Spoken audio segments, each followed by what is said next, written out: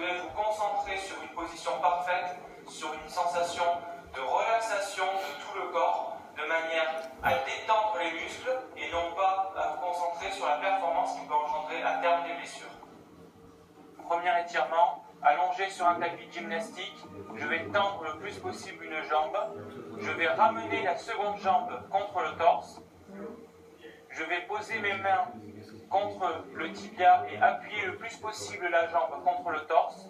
Je vais me concentrer sur l'étirement au niveau du haut de la jambe tendue, c'est-à-dire au niveau de l'insertion de la hanche.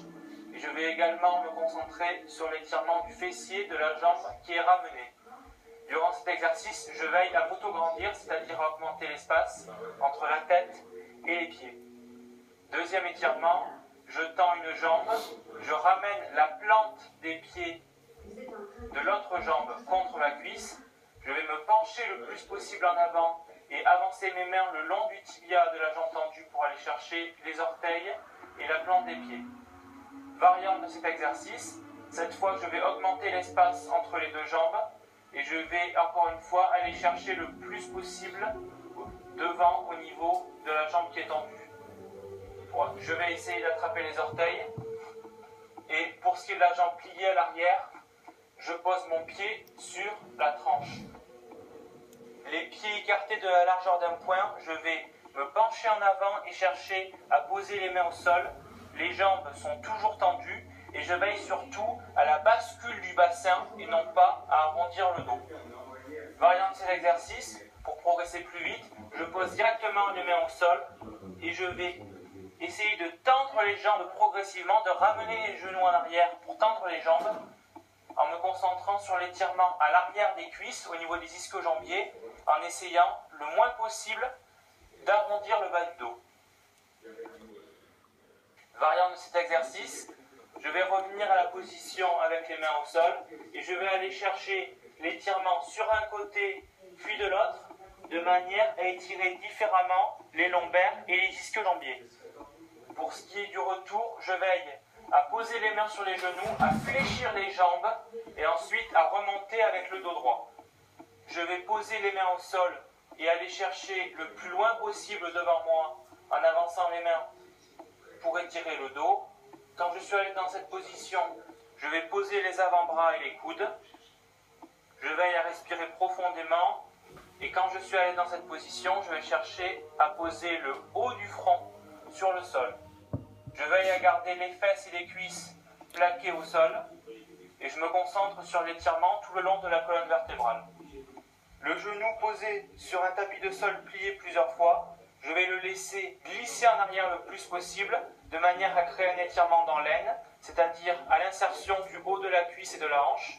Une fois que j'ai une bonne tension à ce niveau-là, je vais laisser partir en avant le genou de la jambe avant. Le genou va passer plus loin que la cheville de la jambe avant et je vais me concentrer sur la position du bassin. Le bassin doit s'abaisser et avancer en même temps et je veille à rester droit tout au long du mouvement pour créer une bonne tension dans l'aine. Étirement suivant, cette fois je vais placer ma cheville de la jambe avant plus loin que la position du genou. Donc je vais laisser le pied avant glisser le plus possible jusqu'à ce que la jambe se tende et je vais reculer également le plus possible le genou de la jambe arrière de manière à chercher progressivement la position du grand écart. Je veille à rester le plus droit possible durant tout l'étirement et je me concentre également sur l'étirement de la jambe arrière. À présent, les étirements pour les abducteurs. Je vais me coucher sur le dos, j'attrape avec les deux mains les genoux, j'écarte le plus possible les genoux en essayant de garder le bas du dos plaqué au sol. À aucun moment je ne cambre le dos, le bas du dos est toujours plaqué au sol et je donne le plus d'espace entre les jambes. Deuxième étirement pour les abducteurs, je suis debout, je vais me pencher en avant et poser les mains au sol. Je vais écarter les pieds et les laisser glisser le plus possible de chaque côté, de manière à aller chercher la position du grand écart latéral. Donc je veille à reculer légèrement le bassin, de manière à avoir la tension de l'étirement qui se produit au niveau des abducteurs et non pas au niveau des genoux. Ne vous penchez pas trop en avant sur cet exercice, sinon vous allez avoir des douleurs au niveau du genou. Étirement pour le bas du dos. Assis juste au bord d'une chaise, je vais me pencher en avant. Je vais croiser les bras et essayer de faire toucher les avant-bras au niveau du sol. Je me laisse partir complètement en avant en essayant de détendre tout le dos. Je reprends la position de l'étirement de tout à l'heure avec la jambe gauche tendue, la jambe droite qui est pliée. Je vais ainsi étirer les ischio-jambiers de la jambe qui est tendue et les abducteurs de la jambe pliée. Je vais poser mes mains au milieu et chercher à poser les avant-bras puis les coudes. À genoux, je vais écarter les jambes le plus possible. Je vais placer les orteils vers l'arrière, les tibias parallèles et je vais me pencher en avant pour essayer de m'asseoir entre les tibias. Donc je me concentre sur l'étirement au niveau de l'intérieur des cuisses et je descends progressivement. Allongé sur le sol, je vais garder une jambe tendue.